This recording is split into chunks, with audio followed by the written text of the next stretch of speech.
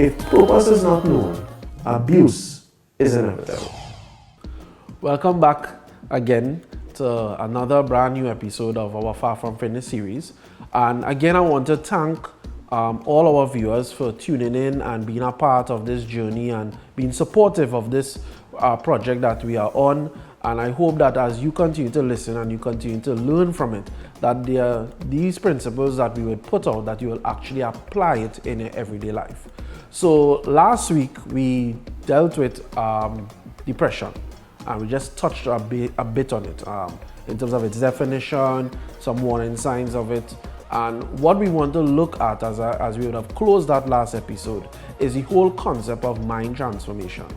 Now there's a principle that I would have adopted, and it's a principle that I use in everyday life, in that if you want to change your world, you have to change your thinking. And one of the things I heard a comedian said some time ago, Eddie Griffin, he said that it seems as though thinking has become illegal. And what I want to say to you today is that thinking is still legal, and it is still important. It is an important aspect of your daily life. How one sees himself or herself can determine their whole future. So what we want to look at is why are we at the place we are and how we can actually get out of it. Again, it starts with mind transformation. This is about transforming your mind, renewing your mind on a daily basis. Think about the things you think about as opposed to the things that you are not thinking about.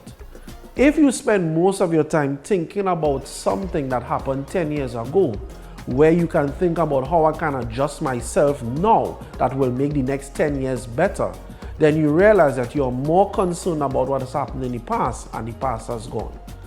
Time waits on no one.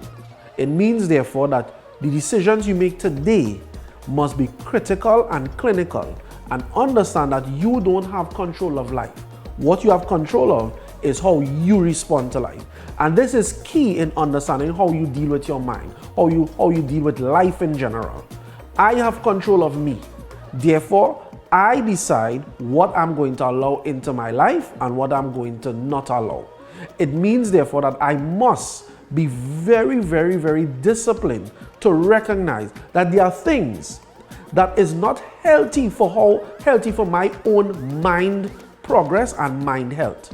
Many sickness in today's world are a result of how we think.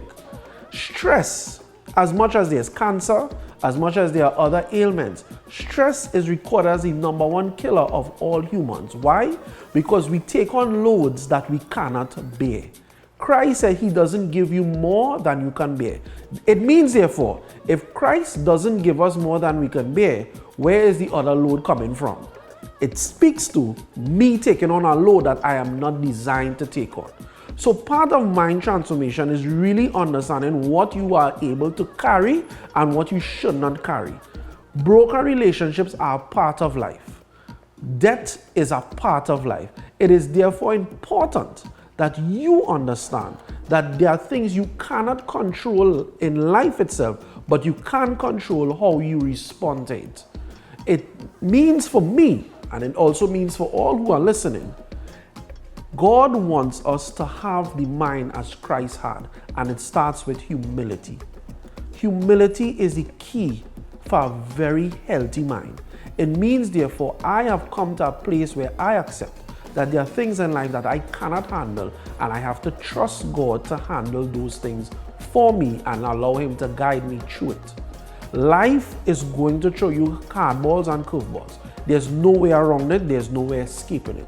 So now I have to put in retrospect, if this is what life throws at me, I am now focused on how I respond to life. And this is part of what the journey is about. This is part about what God has placed in you and he's trying to bring out. It starts with transforming your mind. If I'm going to go to San Fernando, it starts first with me placing in my mind how I'm going to reach San Fernando, not placing in my mind all the obstacles that could come. For instance, just today, to come to do the shoot, I had a plan, and the plan was to go through PT Valley, go through Maraval to reach here. but life threw a traffic jam. Can I stop the traffic jam? No, you can't stop the traffic jam. But what I can change is how I respond to the traffic jam. So in the traffic jam, what I did, I began to put things in place, made some calls to make sure that Jason doesn't wait too long. Also, even in making those calls, it brought a calm to me. Why? Because I am not in control of the traffic jam. I'm in control of me. So the truth is, if I'm going to overcome things like depression, I'm going to overcome heartache, it all comes down to how I respond to what life throws at me. I am the person that God has given control of my life, control of my emotions, control of my issues. So therefore, when I face an issue, I realize it is all about how I control my response. So I hope today we have a better idea of how we deal with our mind, and as we continue, you'll realize that a lot of our issues that we face can be dealt with first on how we deal with it in our minds. As a man thinketh, so is he. So I hope you had a good session today. I hope that we had a lot of information was passed, but I hope that what you have taken from this is things that you can apply on your daily life. So again, God is not finished with you yet. You are still a work in progress.